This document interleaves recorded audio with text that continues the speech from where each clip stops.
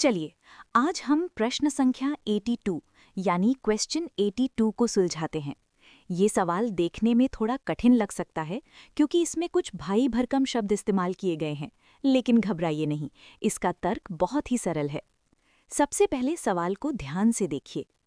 अभिकथन ए, इसमें कहा गया है कि 1930 के दशक की शुरुआत में जो भारतीय राष्ट्रवादी उभार आया था, यानी जब गांधी जी का सविनय अवज्ञा आंदोलन सिविल डिसोबीडियंस मूवमेंट चल रहा था, उस समय मजदूरों की भागीदारी लेबर पार्टिसिपेशन कमजोर थी। कारण आर, इसका कारण ये बताया गया है कि मजदूर नेता भारतीय राष्ट्रीय कांग्रेस की विचारधारा को बुर्जुआ यानी बॉर्जुआ और प्रतिक्रियावादी यानी रिएक्शनरी मानते थे।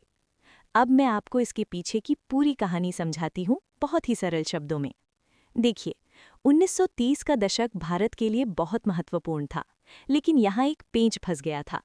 उस समय भारत के मजदूर संगठनों यानी ट्रेड यूनियंस पर कम्युनिस्ट नेताओं का बहुत गहरा प्रभाव था, और उस समय कम्युनिस्ट विचारधारा का ये मानना था कि कांग्रेस पार्टी सिर्फ अमीर उद्योगपतियों और जमींदारों की पार्टी है।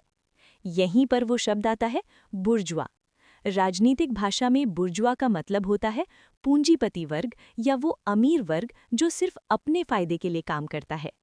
मजदूर नेताओं को लगता था कि गांधी जी और कांग्रेस केवल मिल मालिकों और अमीरों का भला चाहते हैं और वे मजदूरों के असली दुश्मन हैं।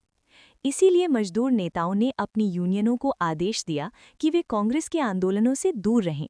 उन्होंने मजदूरों को समझाया कि कांग्रेस तुम्हारी नहीं, अमीरों की पार्टी है। तो अब वापस सवाल पर आते हैं, क्या अभिकथन ए सही है? जी हाँ, चूंकि नेताओं ने मना कर दिया था, इसलिए 1930 के सविनय अवज्ञा आंदोलन में मजदूरों ने उतनी बड़ी संख्या में भाग नहीं लिया जितना उन्होंने पहले के आंदोलनों में लिया था।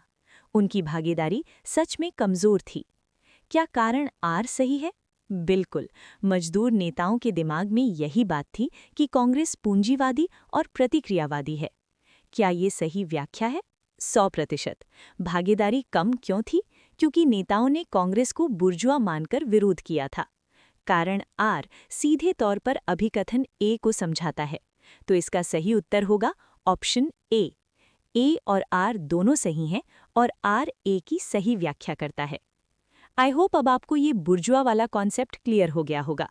इतिहास रटने की नहीं, बस इन कड़ियों को जोड़ने की चीज़ है।